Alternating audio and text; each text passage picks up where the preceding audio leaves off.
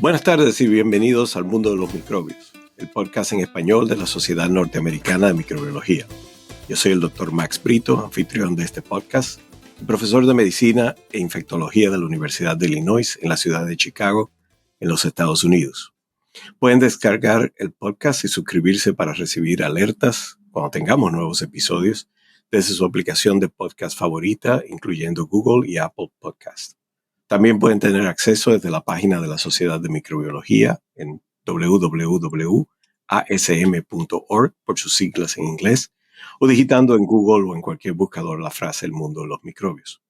Los oyentes que sean microbiólogos, infectólogos o simplemente tengan interés científico en la microbiología y en las enfermedades infecciosas pueden hacerse miembros de la Sociedad de Microbiología en www.asm.org.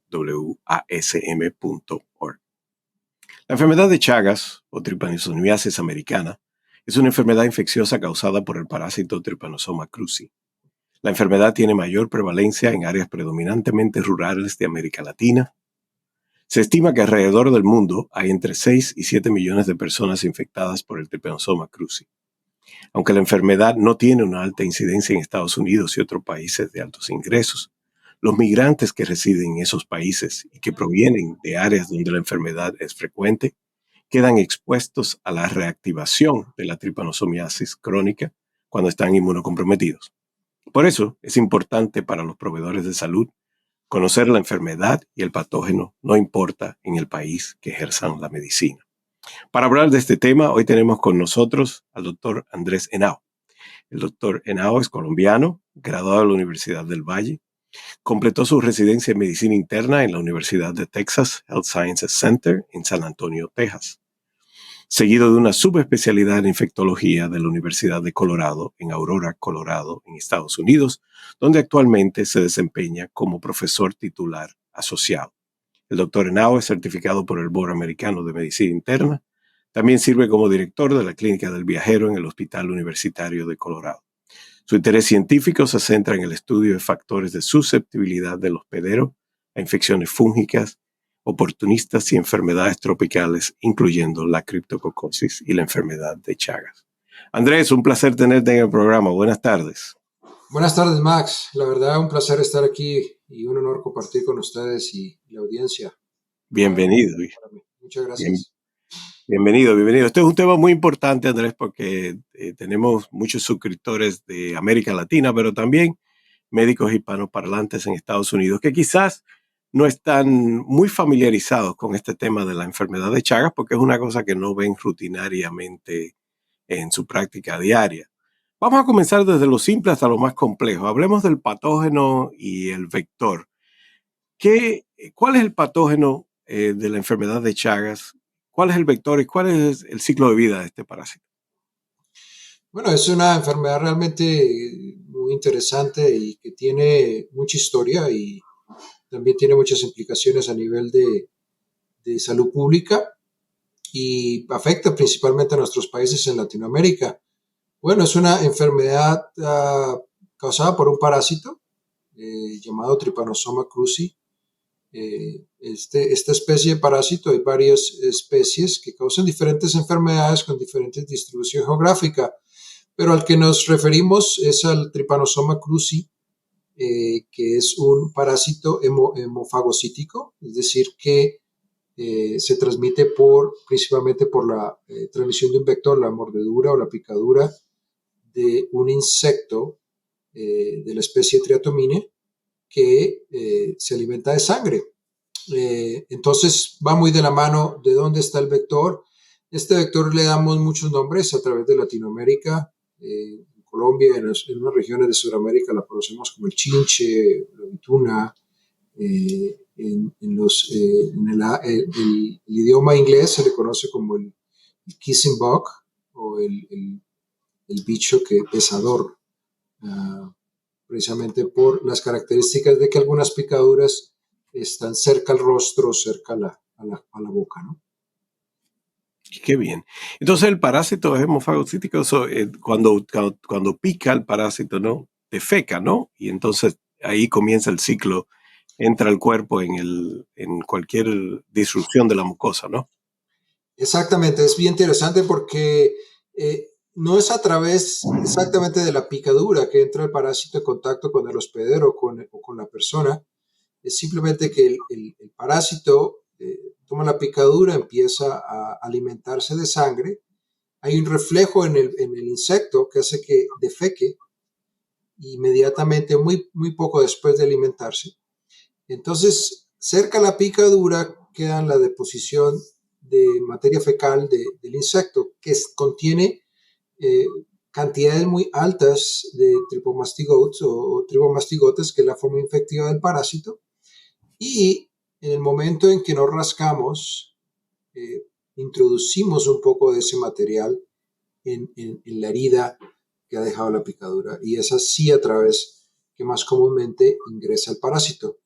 A veces también en los niños, sobre todo, cuando después de rascado queda material contaminado en las manos y se llevan la mano a los párpados, a las mucosas, y a través de esos tejidos también puede entrar el parásito. Y por eso a veces una de las formas características es una hinchazón de los párpados, ¿no? De manera casi que unilateral, lo que se le conoce como el signo de Romaña, ¿no?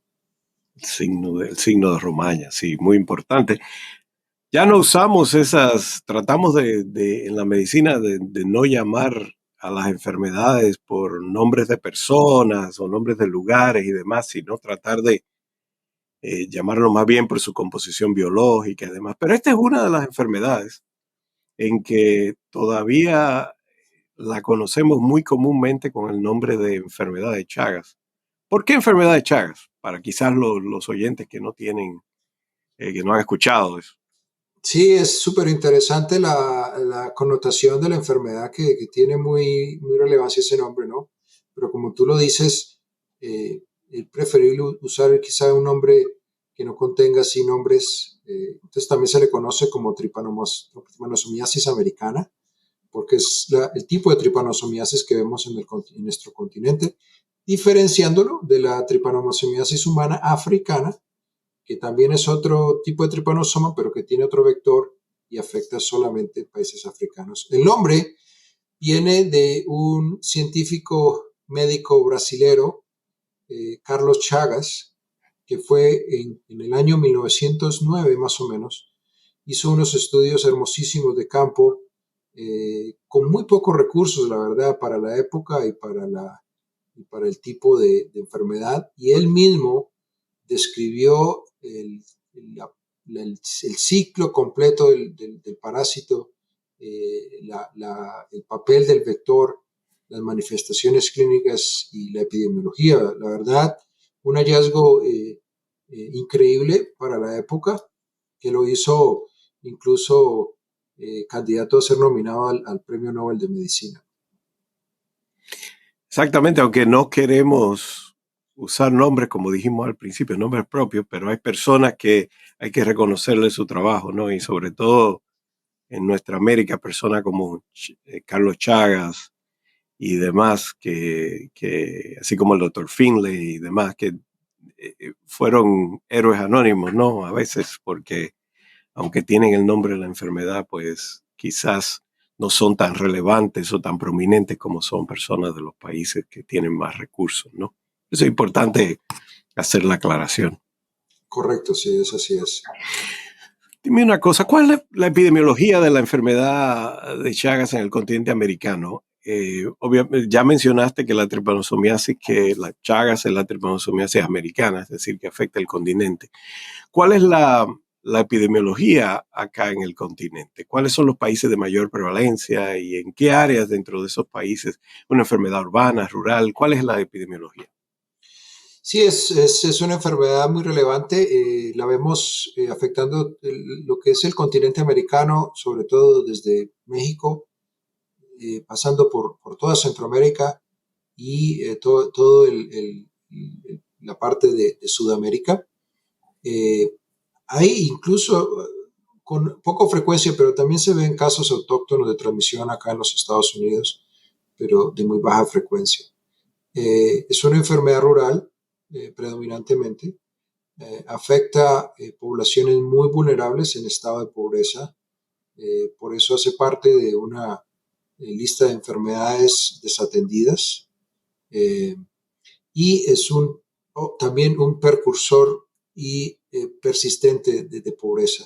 ¿Por qué? Porque lo que hace que el humano, las comunidades estén en contacto con el vector es lo que los pone a mayor riesgo de estar en contacto, exposición de infectarse con esta enfermedad. Entonces tenemos un vector que vive en zonas vegetales, que es parte de la dieta de muchos mamíferos, y condiciones pobres de vivienda, lo que vemos, pisos de tierra, paredes de barro, que no tengan la suficiente sanidad y aislamiento del vector. Y como infecta un ciclo a través de animales salvajes y domésticos, todo eso hace que se afecte mucho en zonas rurales, y en personas que tienen una vivienda de bajos recursos, ¿no? También es importante recalcar que la parte vectorial es una parte muy reconocida, muy importante de la transmisión, pero hay también una transmisión oral. Es decir, que si consumimos productos contaminados con heces del insecto o con el insecto en sí mismo, también puede ser una forma de transmisión. Y desafortunadamente esa forma puede incluso tener un curso agudo mucho más predominante, mucho más de alto riesgo, que puede producir inflamación aguda del corazón. Y hemos visto en casos en brotes donde se identifican más fácilmente estas partes agudas porque muchas personas entran a manifestar síntomas, y vemos como exprimidos de caña de azúcar o de jugo de caña, inadvertidamente el insecto puede meterse en la caña del azúcar y se exprime los contenidos de la caña con el insecto, sin darse cuenta se contamina jugos de esa forma, y han habido transmisión con ese mecanismo. Asimismo, si el vector ha entrado en la cocina de alguien, de alguna comunidad, de algunos pacientes, también puede contaminar diferentes alimentos, ¿no? Eso es importantísimo recalcarlo porque generalmente cuando uno tiene una picadura o esas enfermedades que son producidas por vectores, ¿no? Uno siempre piensa en que para recordarse de si tuvo la enfermedad, el recordar si tuvo una picadura, ¿no? Es importante recalcar que esta enfermedad puede aún cursar sin ninguna mordedura o picadura del insecto, es decir, que muchas de las personas no tendrán ninguna memoria o no recordarán tener contacto con el vector. Y también puede no estar asociado al área rural predominantemente, sino un individuo que entre al nicho ecológico, ¿no? Y entra al área rural y se tome un jugo de caña, ¿no? Y, bueno, Correcto, correcto. Se ha visto casos en viajeros que exacto. han ido a zonas endémicas y han tenido transmisión, ya sea por vector o ya sea por ingestión oral de alimentos o bebidas contaminadas. Y es importante también resaltar la otra forma importantísima de transmisión es de la mamá al bebé, o la forma vertical congénita. Se estima que pueden haber más de 9.000 infecciones congénitas por año en las áreas afectadas. Entonces es importante tener en cuenta también porque, sobre todo países como el nuestro, en Estados Unidos, donde tenemos una gran cantidad de inmigrantes, es importante tener en cuenta que a pesar de que el bebé nunca estuvo expuesto a área endémica, la mamá puede haber sido una fuente de infección. ¿Y cuál es la complicación en la transmisión vertical? Una transmisión intraplacentaria, imagino, ¿no?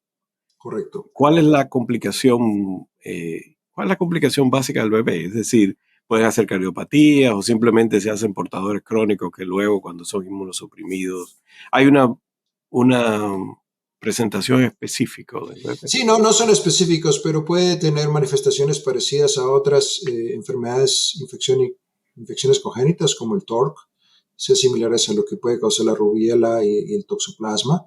Por lo general puede producir hepatosplenomegalia, retraso del crecimiento intrauterino, puede tener algo de manifestaciones sí cardíacas ya después del bebé haber nacido, ¿no?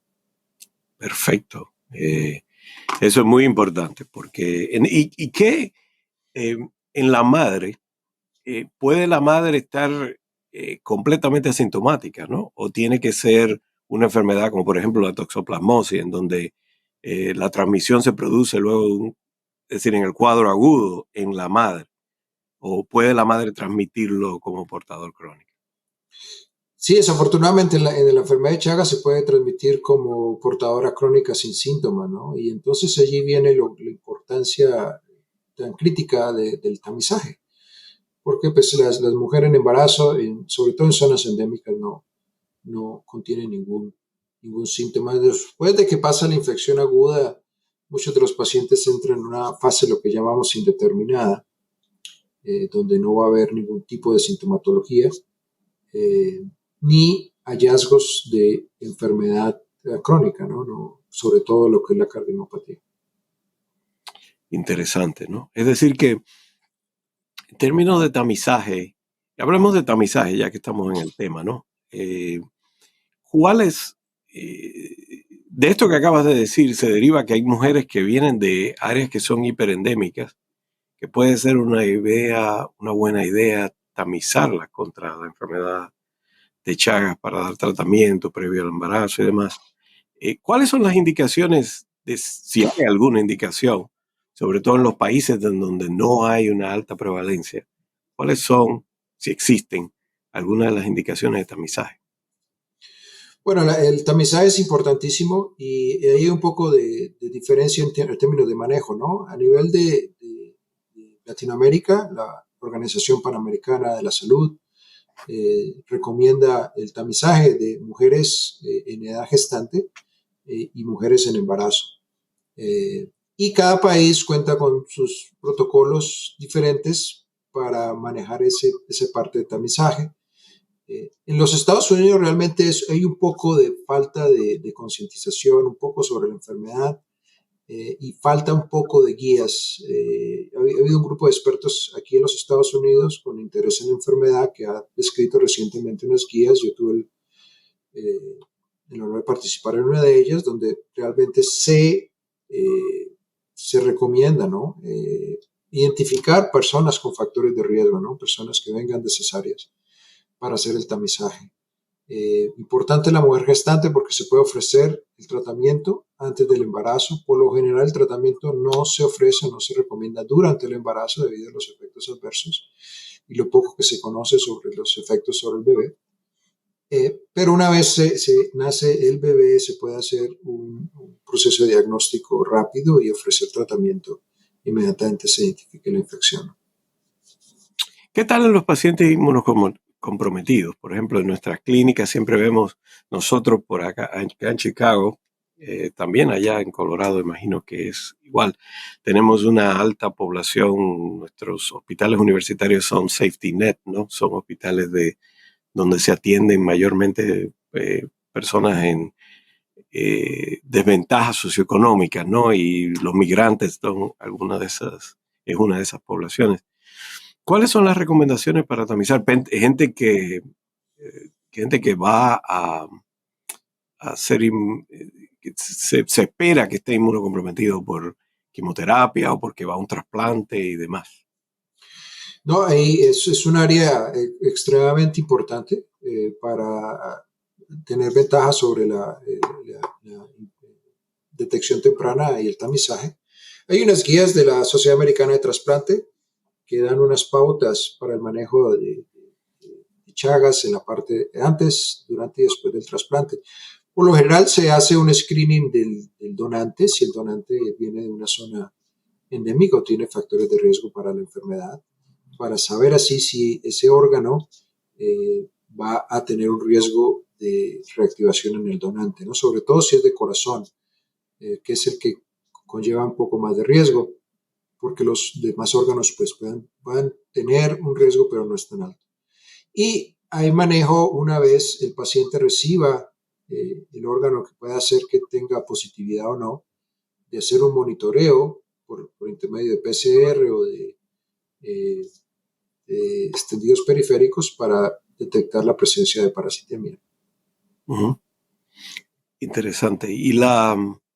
¿Cuál es, una vez se encuentra un diagnóstico positivo. Primero, ¿cómo se hace el tamizaje? ¿A base de qué test? Y luego de que, para los que nos están escuchando, que quizás tienen candidatos a trasplante y le están haciendo tamizaje, sobre todo en Estados Unidos, en donde, como volvemos a repetir, no es tan frecuente la enfermedad. ¿Cuál es la conducta luego de que el test es positivo? Terminó el tratamiento, ¿no? Sí, la verdad esa es una de las dificultades en el manejo de la enfermedad. Las pruebas diagnósticas tienen ciertas dificultades. La que más se usa para hacer la detección del portador o de la enfermedad crónica es una serología, una inmunoglobulina G para el Trypanosoma cruzi. Y hay varios laboratorios que tienen esa plataforma. La verdad es que esas pruebas en general tienen poco rendimiento, tienen ciertas dificultades de sensibilidad y de especificidad. El consenso de expertos es que por lo menos un paciente tenga dos serologías positivas hechas con diferentes técnicas para establecer un diagnóstico de enfermedad crónica. Y por lo general lo que se hace con el tamizaje, se ordena inicialmente una prueba de inmunoglobulina G. Si es negativa, se considera que el paciente es probablemente negativo. Si es positiva, se espera una confirmación para poder ya establecer un diagnóstico ya de enfermedad de base, ¿no? Eso es lo que normalmente se hace. Obviamente hay un proceso para mirar a ver si hay afectación cardíaca o afectación gastrointestinal. Ya es lo que se trata de determinar cuando se establece la enfermedad crónica. En la caso de reactivación o enfermedad aguda, la parasitemia es lo suficientemente alta que puede llegar a detectarse por simplemente un extendido periférico con una tinción de Yemsa. Se pueden lograr a ver los tripomastigotes de esa forma. Incluso se puede hacer una valoración de qué tan alta fue la parasitemia. Entonces, ahí es donde cambia un poco el método diagnóstico de si es aguda o por reactivación o si por el contrario es indeterminada o crónica. Entonces, en este estadio agudo podría hacerse el diagnóstico como por ejemplo se diagnostica el paludismo, ¿no? Con un extendido periférico. Es correcto. Y aunque fuimos al diagnóstico, y en esta etapa aguda también, antes de dejar el diagnóstico, en esta etapa aguda se podría hacer PCR y si se puede hacer, ¿de qué se hace? Sí, se hace PCR, Sangre. se puede hacer de sangre o de tejido. PCR desafortunadamente no es tan disponible. Muchos centros no lo tienen. En general se ha hecho en plataformas de investigación, pero en parte clínica tiene un poco de limitación, ¿no? De qué laboratorios puedan dar la utilidad, ¿no? Pero el PCR sí se utiliza. Desafortunadamente en fase crónica, en los estudios que se han visto, la PCR puede ser negativa en casi la mitad de los pacientes. Entonces, a veces una PCR negativa no descarta completamente la enfermedad. Perfecto. Hemos estado hablando de fase aguda, fase crónica.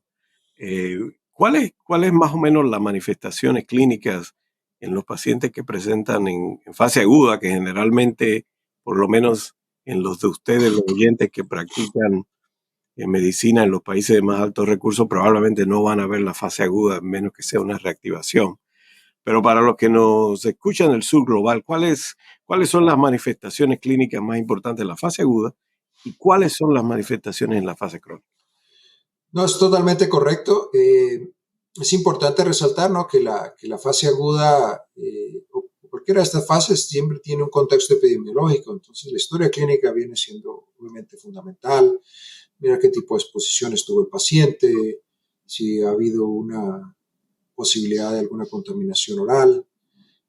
Por lo general, las manifestaciones agudas son un poco indiferenciadas, pero pueden presentarse con fiebre, dolor al cuerpo, puede haber hinchazón, sobre todo si es transmisión oral, puede haber hinchazón de la cara o hinchazón en ambas partes del párpado. Ya hablamos de que la hinchazón, cuando ingresa el vector por la parte palpebral, puede dar una hinchazón palpebral unilateral, que puede ser una clave para el diagnóstico, sobre todo en niños. Eh, y además sí son como síntomas parecidos al de la influenza, realmente no muy diferenciados. En casos graves de infección aguda puede haber miocarditis, el paciente puede presentarse con dolor de pecho.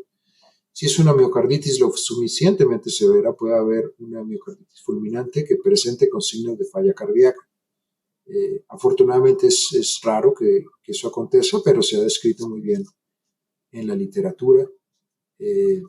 Esos síntomas. Puede haber un poco de hepatosplenomegalia, y esas son las manifestaciones, que puede haber mucha de lo mismo en una infección, una reactivación, ¿no?, aguda. Entonces se parece un poco a la presentación de otras enfermedades diseminadas, por ejemplo, como la enfermedad la histoplasmosis y demás, que pueden cruzar con hepatosplenomegalia, fiebre y demás. Síntomas que quizás están en esos países en el diagnóstico diferencial de hongos endémicos. ¿Qué tal en los pacientes crónicos? Sí que hay complicaciones crónicas muy asociadas a que por lo menos a nosotros en los test de infectología acá en Estados Unidos les encanta preguntar esas enfermedades gastrointestinales. Sí, clásicamente hay dos manifestaciones, las manifestaciones cardiovasculares o cardíacas, las manifestaciones gastrointestinales, y en una proporción de pacientes la combinación de ambas, ¿no?, la presencia de ambas manifestaciones cardíacas y gastrointestinales. Las cardíacas por lo general se presentan con cardiomiopatía, y la cardiomiopatía tiene un amplio rango de presentación. Puede ser de forma completamente leve, que solamente se observan pequeños cambios en el electrocardiograma, hasta formas moderadas, donde ya hay problemas de movilidad de pared en los ventrículos, hasta formas más severas, donde ya hay una cardiomiopatía dilatada, con falla cardíaca congestiva, edema pulmonar. Una de las presentaciones un poco más típicas de la enfermedad es la formación de un aneurisma apical en el ventrículo izquierdo, que también puede ser una forma de formar trombos. Entonces, aquí viene donde la enfermedad se manifiesta y contiene más morbilidad y mortalidad, porque la afectación cardíaca puede producir muerte por insuficiencia cardíaca severa, puede producir embolismos tromboembólicos pulmonares, que pueden producir la muerte de esa forma también, o apoplejías o strokes cuando es del lado izquierdo. Y también anormalidades del ritmo cardíaco. Entonces puede producir cualquier cantidad de anormalidades de arritmias, pero pues obviamente la arritmia ventricular o la taquicardia ventricular, que puede llevar a un síndrome de muerte súbita también. Perfecto, interesante, ¿no? Eso es el aneurisma apical. Creo que nunca lo había escuchado. Es tremendo review. ¿Qué tal el tratamiento, Andrés? ¿Cuál es base a qué se hace el tratamiento? ¿Cuál es la efectividad del tratamiento de la enfermedad de Chagas? ¿Y existe alguna distinción entre el tratamiento de la enfermedad crónica versus la enfermedad aguda? Sí, ¿no? Por lo general tenemos disponibles, el tratamiento es un poco diferente, ¿no? El tipo de fase en que se está evaluando, ¿no? Tenemos dos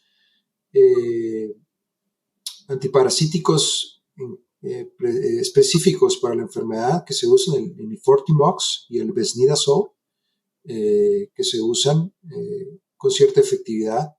Por lo general vemos que si el paciente se presenta con una reinfección, con una reactivación o con una infección aguda, es donde ofrecemos tratamiento inmediatamente.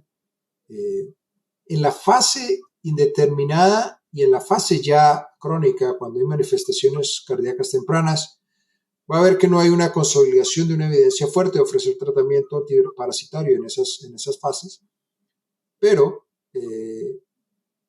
lo que se quiere lograr es disminución de esa progresión de la cardiomiopatía, porque como hemos dicho tiene un amplio rango y va progresando. Hicimos un estudio muy bonito de metaanálisis en donde vimos que los pacientes con fase indeterminada pueden ir a progresar en cierto grado a la cardiomiopatía, la manifestación ya cardíaca. Entonces dijimos, la pregunta de investigación era en qué rango, en qué tasa esos pacientes van a desarrollar cardiomiopatía, que es lo que finalmente va a crear la mayor morbilidad en esos pacientes. Y vemos que casi es un 2% de riesgo anual de desarrollar, en países endémicos sobre todo, desarrollar esa cardiomiopatía. Entonces es una tasa muy alta y es acumulativa. Entonces a 10 años tienes 10 a 15 y va subiendo ese riesgo de desarrollar cardiomiopatía. No sabemos bien si de pronto ofrecer terapia antiparasitaria va a disminuir ese riesgo. Hay unos metaanálisis que dicen que sí. Entonces, en esa época, por lo general, se trata de ofrecer tratamiento para prevenir esa cardiomiopatía. Es igualmente, incluso mucho más importante, hacer control vectorial, porque si ofrecemos tratamiento, pero el paciente vuelve, va a seguir teniendo exposición al parásito, no vamos a lograr mucho. Entonces, esas medidas de salud pública siguen siendo primordiales y combatir la pobreza viene siendo igualmente importante. Y una vez manifestadas las manifestaciones cardíacas, ya viene de la mano todo lo que es la parte de manejo de una enfermedad cardíaca crónica con los bloqueadores beta, los inhibidores de los convertidores de angiotensina y todas las medidas. A veces hay arritmias, se utilizan marcapasos para controlar eso y todo, las herramientas multidisciplinarias que requiere un manejo de una enfermedad crónica avanzada cardíaca. ¿Qué tal la gastrointestinal? Sé que la calasia está asociada también a la enfermedad de Chagas. ¿Cuál es el tamizaje en un paciente que, luego de que nos digas de las complicaciones gastrointestinales, si un residente o de infectología que nos está escuchando, ¿no?, tiene un paciente con una serología positiva, ¿cuál debe ser, sin síntomas, cuál debe ser el workup? Bueno, es importante establecer el diagnóstico, ¿no? Y lo primero es mirar, porque si ya es crónico, uno quiere saber si es indeterminada, es decir, que no hay ninguna manifestación cardíaca gastrointestinal, o si es determinada, y si es determinada, si es cardíaca gastrointestinal. Pruebas de base que se necesiten, obviamente, es un electrocardiograma, un ecocardiograma. Hay pacientes en los cuales, sobre todo acá en los Estados Unidos que tienen recursos, ha habido casos donde se ha podido obtener una resonancia magnética de corazón, un poquito más para el mapeo del tejido cardíaco y mirar a ver si hay anomalías un poco más pequeñas que no se puedan detectar por electrocardiograma o por eco.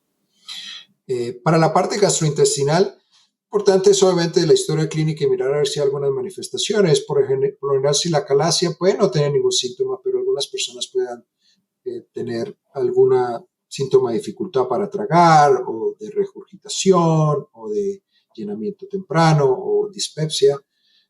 Y si afecta la parte del colon, pueden tener problemas de estreñimiento o de dificultad para hacer deposición, ¿no? Hacer el tamizaje para la parte gastrointestinal, la verdad es que no se sabe bien si realmente va a ayudar cuando el paciente no tiene síntomas. Si el paciente tiene síntomas, realmente sí es importante hacer la evaluación, que es con un estudio de bario para mirar exactamente la anatomía del esófago o un enema para mirar la del colon, ¿no? Y ahí es donde se ve la dilatación de los órganos y se establece el diagnóstico. Si está sintomática, la verdad es que no se sabe si hacer esos estudios pueda cambiar el manejo, pero también puede, pues, ayudar en el estadio, ¿no? Que por lo general no va a determinar mucho si se va a ofrecer o no el tratamiento antiparasitario. Interesante. Y imagino que la patología, es decir, cuando se hace por ejemplo, una biopsia del tracto gastrointestinal, una persona que está teniendo síntomas de dificultad para tragar o está teniendo un enema de bario que es positivo y demás, imagino que la patología no se ve el patógeno, no son cambios inespecíficos crónicos o se puede encontrar evidencia del Trypanosoma cruzi en algunos En músculos. la parte gastrointestinal es difícil.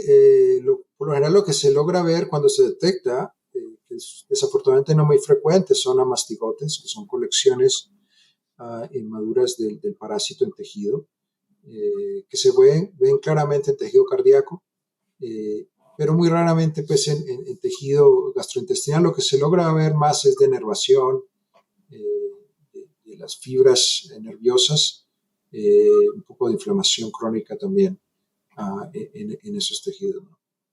Es importante resaltar que por lo general acá en los Estados Unidos y en la parte de la parte norte se ve un poco menos las manifestaciones gastrointestinales. No se sabe bien por qué algunos pacientes presentan esas manifestaciones versus otros que no. Hay una hipótesis que quiere decir que quizá va de la mano con la especie de parásito que infecta, que quizá se ve más hacia el cono sur, lo que es Argentina, donde se ve un poco más con más frecuencia estas manifestaciones gastrointestinales. Y no tiene nada que ver tampoco el mecanismo de adquisición. Es decir, si se quiere por vía oral que sean estas complicaciones más frecuentes, las gastrointestinales, o eso generalmente es todo por diseminación y no tiene nada que ver. No, excelente pregunta. Quizá, no sé, quizás si la transmisión oral pueda ser un factor de riesgo. La verdad que es interesante pregunta de investigación. Pero no, cuando una vez el paciente se infecta, ¿no? Y una vez está en sangre, el parásito pues va prácticamente a todos los tejidos del organismo. Uh-huh. ¿Qué tal el trasplante?